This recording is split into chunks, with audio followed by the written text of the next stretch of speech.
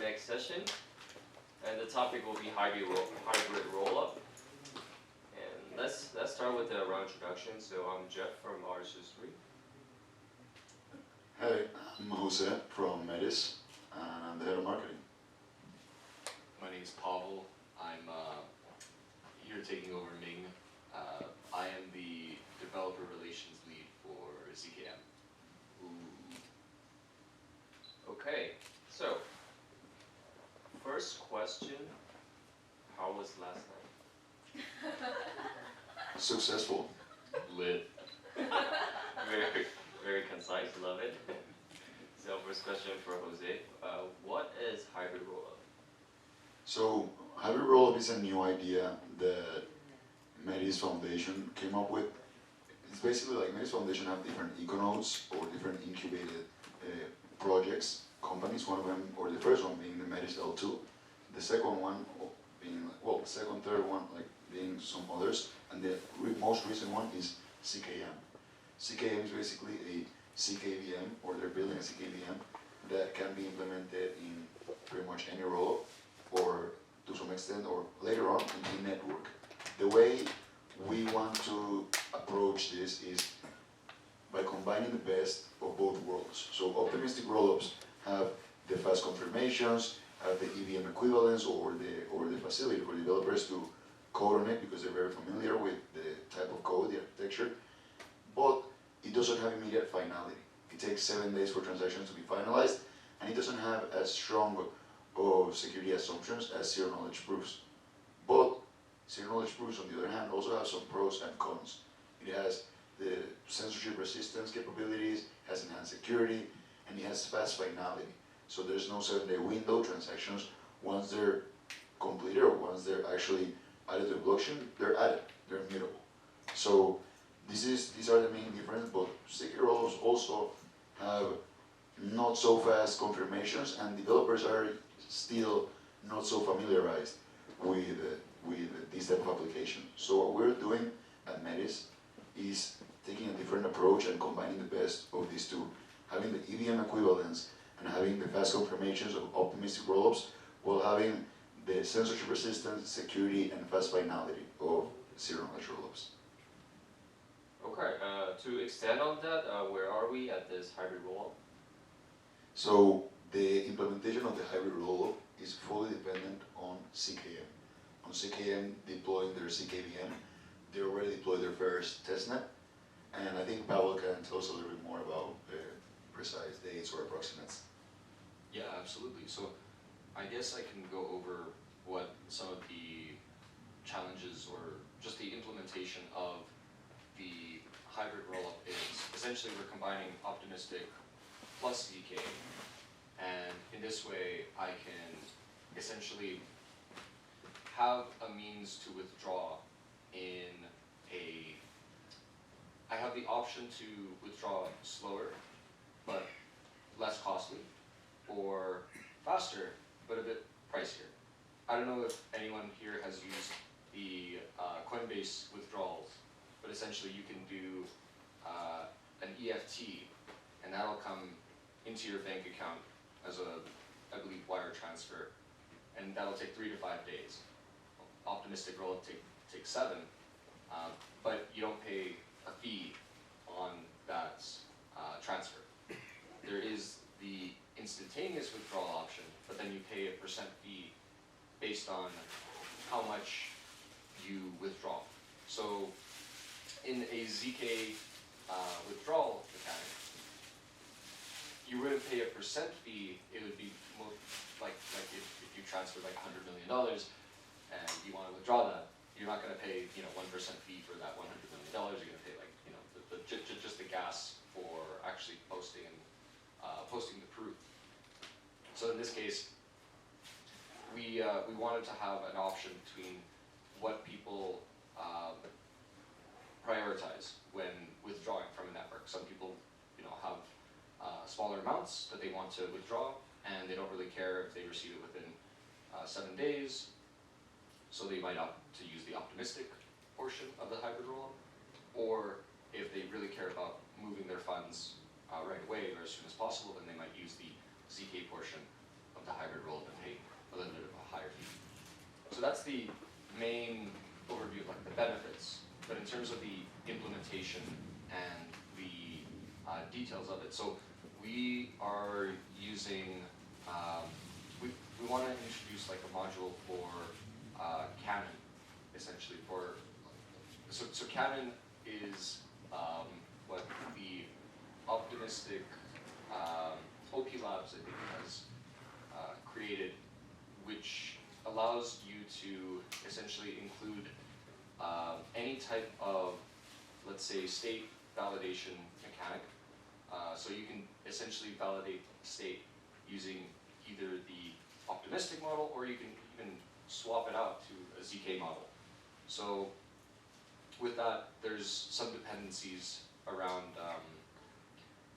One of the big things in the industry is working fraud proofs or fault proofs. Same thing essentially. So one of these things, in order to guarantee a high economic security, is that we need working fraud proofs in order to guarantee that the transfer would occur. So that's one of the things. So you can create essentially a very strong, let's say, unhackable ZK thing, but then like if you use the optimistic model, then potentially there could be you know, a vulnerability where people can go over and attack that part. So they will be subject to the downsides of optimistic rollups if they use it. yeah, essentially. And but that's being worked on. So what we're focused on is the ZK portion, and that's of course we're more so for generalized computation. So we can prove, you know, EVM or different other VMs that exist. And so right now we've actually released our testnet that allows you to run a mini get. Essentially, it's like a version of get but mini, and you can use that to essentially verify the state or state transition that occurred. In this case, you know, an optimistic, or sorry, a batch that was posted, and then you can verify that as a ZK proof, and then post that. It's not production ready. It's more of like, you know, the testnet, but you know, the developments is that we would be able to support this type of model, assuming that the proof mechanic is production ready, as well as the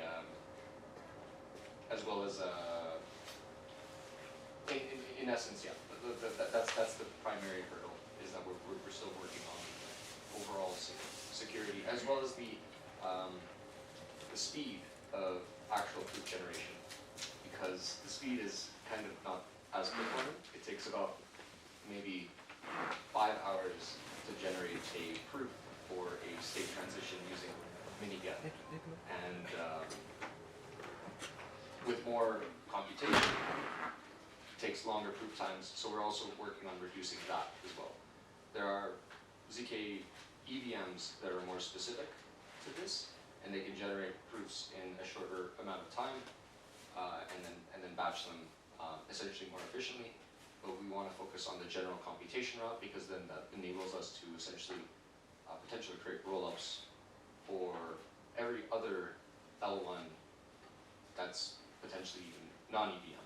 So, and that allows us for more maneuverability and any type of performance improvements on the VM that we have running the proofs is essentially performance improvements for all of the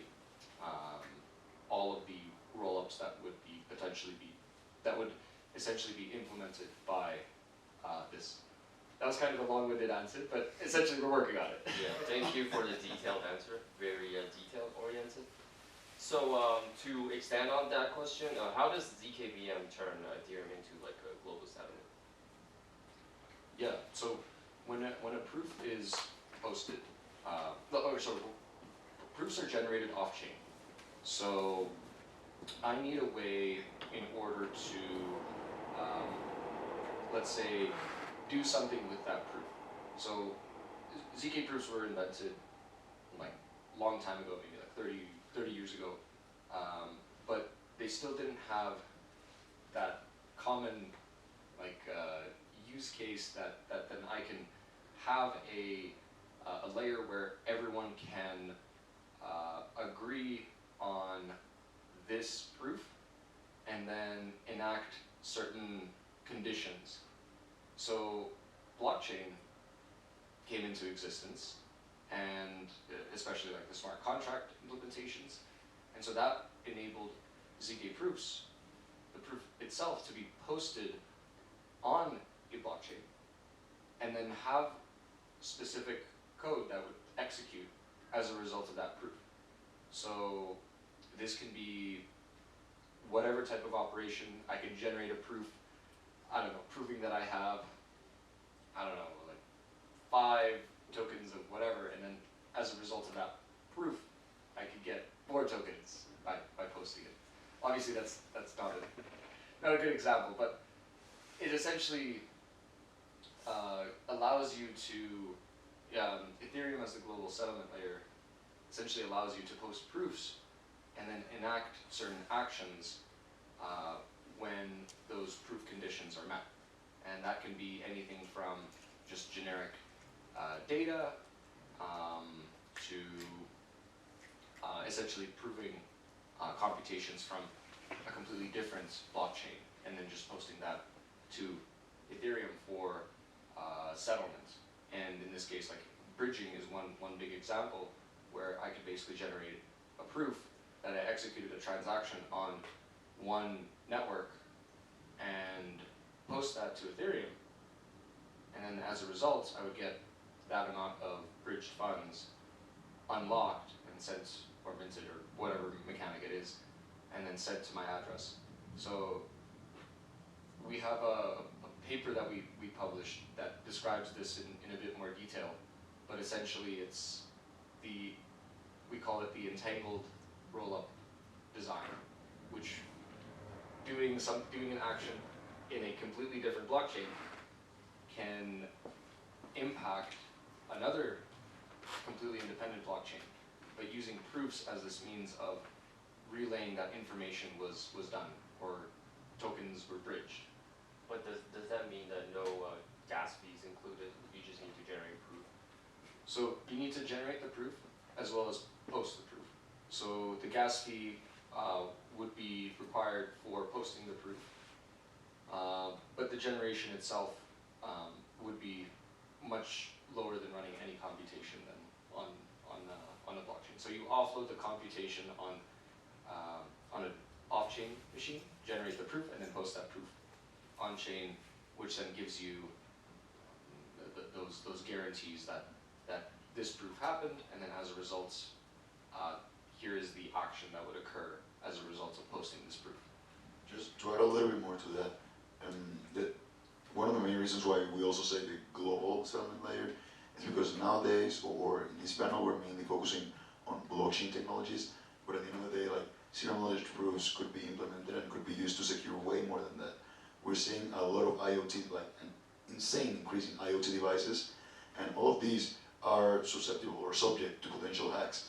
At the end of the day, like the more we utilize these devices, the more information we have out there, and the more information is accessible by others. So these zero-knowledge proofs could actually help secure a lot of devices that are not even kind of like in the top of our heads now. And this tendency or this trend of IoT, I think, is only going to keep increasing, and because of the facilities or how easy it makes things for people.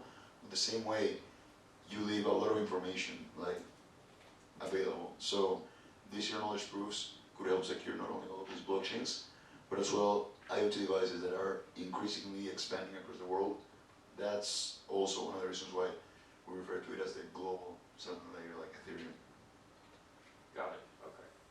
And how is this hybrid rollup like goes into this Metis roadmap? Like how does it work?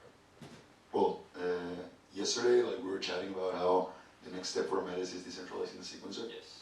So later on, the idea is once the CKVM by CKM is ready, then we're going to implement it. And as I said, this is going to like have the EVM equivalents of optimistic rollups, the fast confirmations, and going to the CK rollups like the fast finality, fast enhanced security, and enhanced censorship resistance. One of the Achilles heels of optimistic rollups is the 7-day withdrawal window.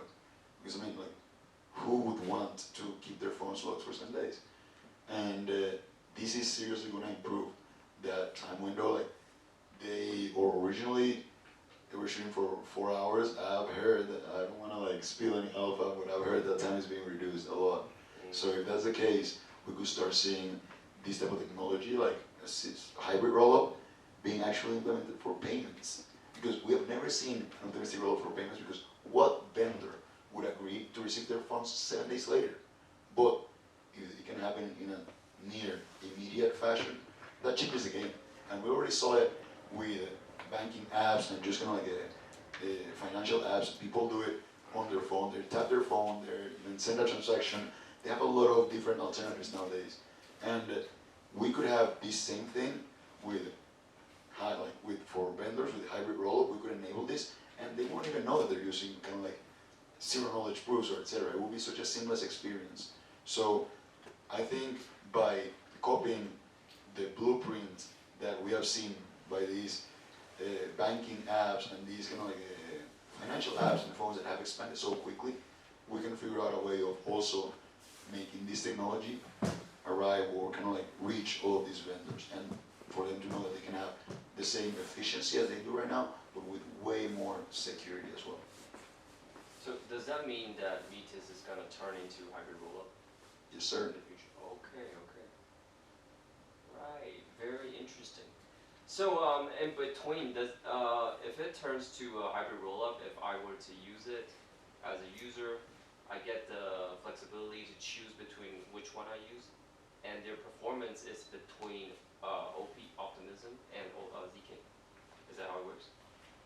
Yeah, the way that you would resolve or withdraw transactions would depend on what option you would choose. So you can use the optimistic withdrawal method if you don't care about receiving your funds in a longer period of time and you don't want to pay extra.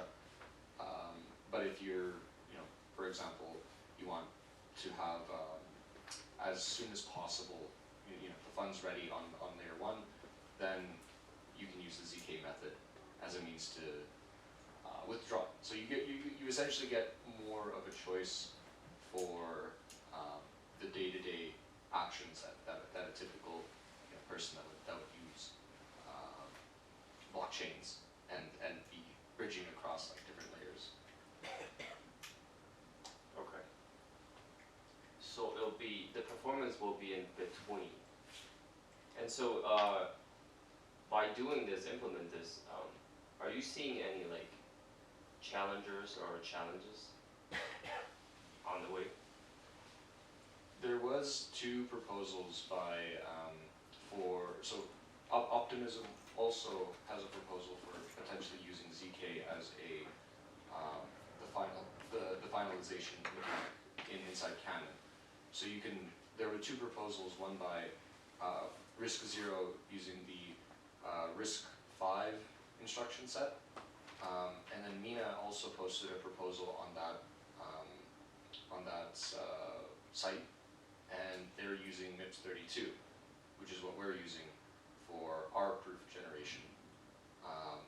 Both proposals essentially explain the considerations, but again, we're still waiting for, everyone is still developing in the sense for it to be production ready and to be able to be used by other solutions in this type of environment. So it's still an ongoing problem that, and an ongoing option for other projects as well, looking to implement their solutions into different applications as well. So we might see, Optimism be able to use the version of the hybrid rollup as well. So there's different types of considerations, and just like how some optimistic rollups have different mechanics that make them unique, and ZK rollups as well, I predict that hybrid rollups will also have some amount of differentiation in terms of different parameters that are unique to each and every single rollup.